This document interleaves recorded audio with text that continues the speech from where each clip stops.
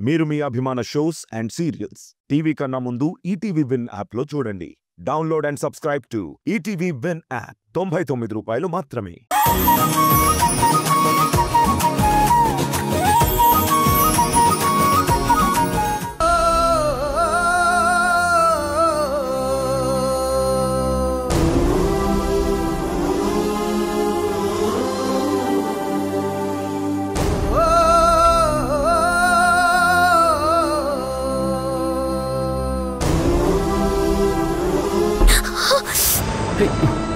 రాధా, ఏంటి రాధా ఇది?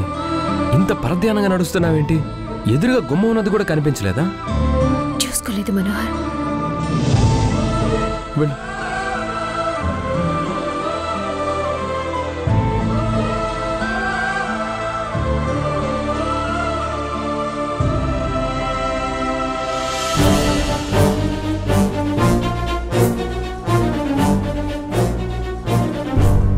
మీ అమ్మ విషయంలో ఏం చేస్తానో, తనని ఎలా ఆడుకుంటానో, ఎంత ఇబ్బంది పెడతానో చూడు. అమ్మా,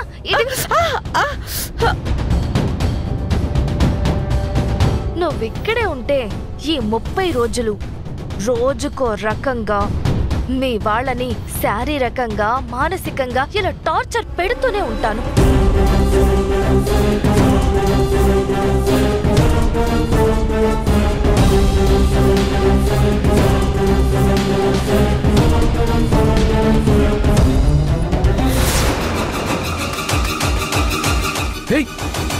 రాధా, రాధా,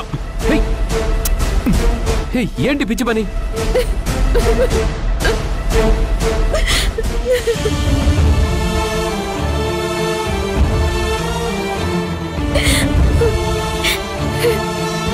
అసలు నువ్వేం చేస్తున్నావు నీకు అర్థమవుతుందా రాధా? ఎప్పుడు లేని ఎందుకు ఇలాంటి పిచ్చి పిచ్చి పనులు చేస్తున్నావు? ఏమవుతుంది నీకు?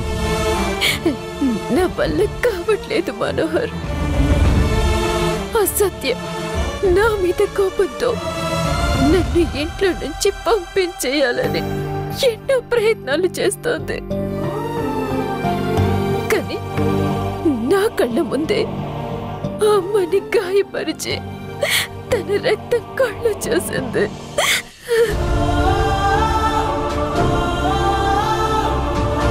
ఛాలెంజ్ ఛాలెంజ్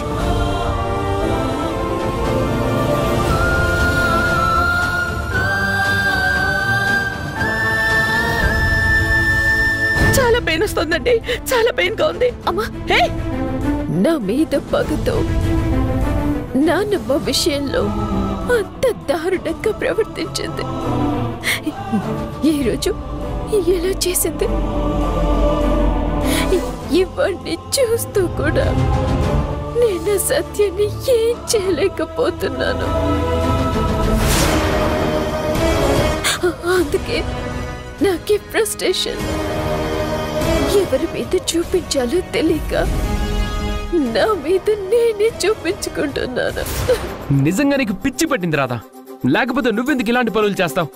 చా, సమస్య వచ్చినప్పుడు దాన్ని ఎదిరించే ఫైటర్లా ఉండేదానివి, కానీ నిన్ను నువ్వే గాయపరుచుకునే స్థితికి వచ్చావు. అంతకు మించి నేనేం చేయలేకపోతున్నాను.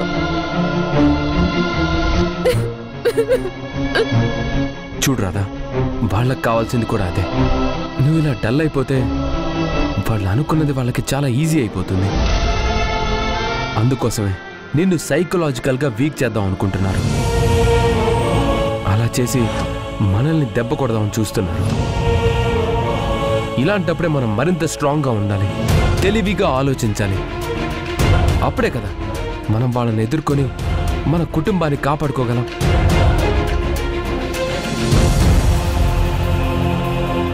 ఏంటి అలా చూస్తున్నావు? నేను చెప్పింది అర్థమైందా లేదా? గుడ్, అది నా రాదంటే అలా ఉండాలి. నీకు గుడ్ న్యూస్. నేను నా ఫ్రెండ్తో మాట్లాడాను. మన సీసీ కెమెరా ఫుటేజ్ రికవరీ గురించి చెప్తే తను చేసి పెడతానన్నాడు. హార్డ్ డిస్క్ కూడా తనకి పంపించాను. నాకు తెలిసి రేపటికల్లా ఫుటేజ్ అంతా రెడీ అయ్యే ఛాన్స్ ఉంది.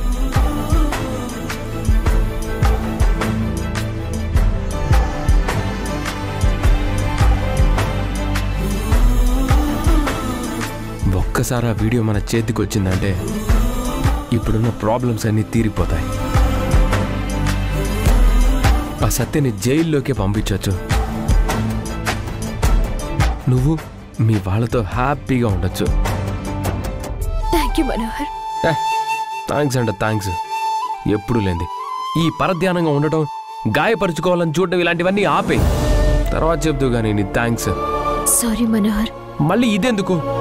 ఇంకొకసారి అలా చేయను మనోహర్. అది వెరీ గుడ్. రాదంటే ఇలా ఉండాలి. రేపు వీడియో ఫుటేజ్ వచ్చిన తరువాత టపాసులా పేలాలి.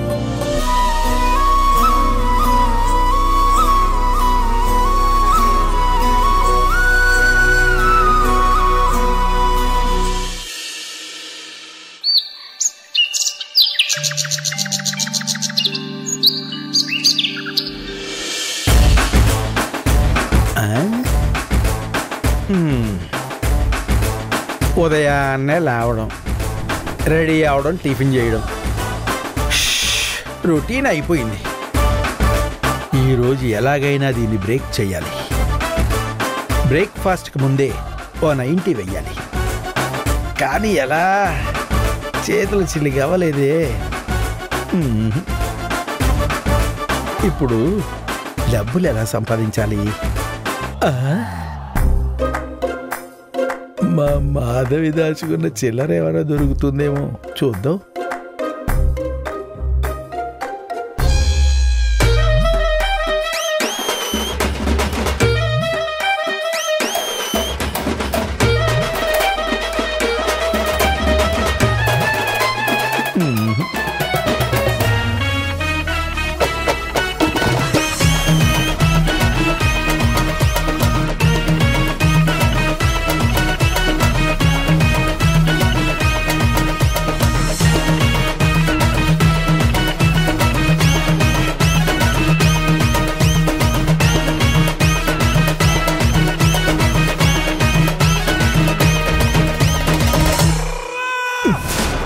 ఏం చేసుకోవాలి ఇవి?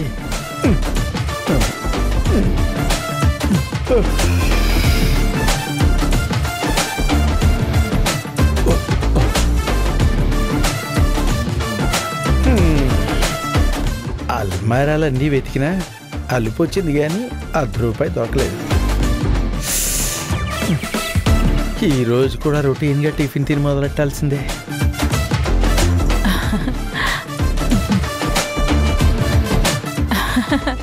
మాధవి, మాధవి, మాధవి, అక్క పిలుస్తోందేంటి? మాధవి త్వరగా రా. వస్తున్నానక్క. ఎందుకు పిలుస్తోందో ఏంటో, ఇప్పుడు కదా వచ్చాను. అందరూ బిజీగా ఉన్నారు, పక్కనేం తప్ప. పాత చీరలకు కొత్త చీరలు రావాలమ్మా, రావాలి. చీరలే ఎందుకు? ప్యాంటు షర్టు కొనకూడదా? సమానత్వం అంటారు, చీరలే కొంటారు. ఇదేం సమానత్వం? మేం చీరలు కొంటామమ్మా, పాత చీరలు కొంటాం, పాత పట్టు చీరలు కొంటాం.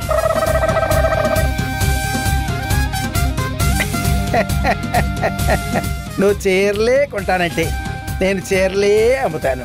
నా రొటీన్ బ్రేక్ చేస్తాను. తాకాదీమితో